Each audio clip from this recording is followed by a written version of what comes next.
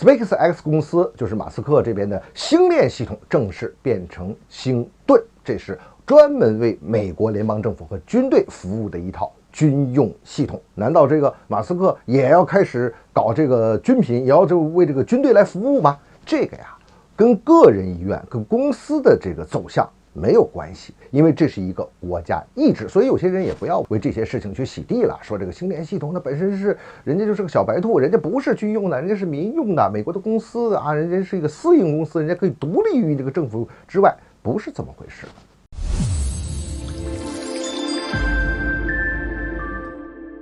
欢迎来到张斌观察，我是张斌。因为我们要知道啊，这个在美国，在历史上从看到现在来哈，不管什么时候出来这个最先进的技术，美国一定是应用于到它的武器，应用到它军事，应用到它的战争。因为美国呢，它是军事霸权，是立国之本，而这个保持技术的先进性呢，又是支撑军事霸权的一个重要支柱。为此呢，美国会通过它的立法呀，它的行政呢，它的资本手段呢，或者是采用这种商业购买的方式呢，甚至在有的时候采用威胁和胁迫的手段，让这些最先进的技术，让这个社会中有用的资源服务于它的军事，服务于它的战争，服务于美国的军事霸权。你看最近在去年的2022年的年底的时候，美国的国防部长人家就直接就宣布了嘛，说这个我们马上成立一个战略资本协调办公室。这个办公室呢，虽然它是不管投资，也不是说我要给人给多少钱，但是它就会协调这些重要的先进的技术，要协调这东西和美国的军事用途协调在一起，然后他们再制定出一些具体的一些方案。我们常说说这个科技啊，它没有国界，资本它没有国界，错，这话是不对的。资本和科技它都是有国界的，都是有边界的，它要服务于，它要服从于国家意志，要服从于国家利益。美国它这是非常非常典型的一个做法。你不管你的企业是私营企业也好，还是上市公司也好，还是什么样一个企业也好，当然美国的这方面呢，主要都是一些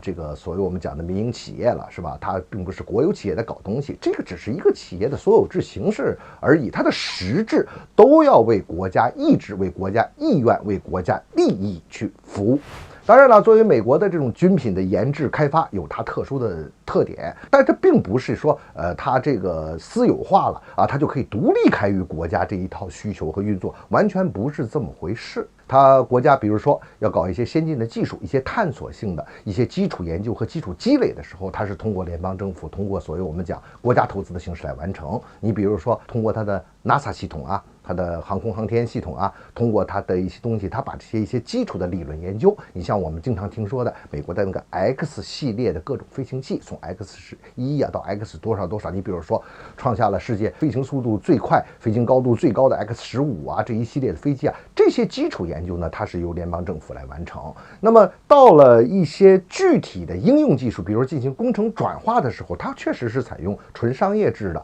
啊，来这个由这一些公司专业的制造公司来把它转化出来，但是它也是采用国家投资的形式，先把这东西给孵化出来，然后才完全走到商业那么一个角度。这是它美国的军事技术和军事产品的一种运作的模式。但是我们一定要记住，这个东西美国是严格控制的，它有国界啊，这个国界不光体现到你这个企业所属什么，你在我这儿我当然管得住你，但是还有各种其他的办法能够钳制住你，从让它呢为美国的联邦政府、美国的军方去服务。你就比如说吧，它可以通过资本的控制，通过这种投资啊，通过这个其他的方面，你比如说它的产业配套链。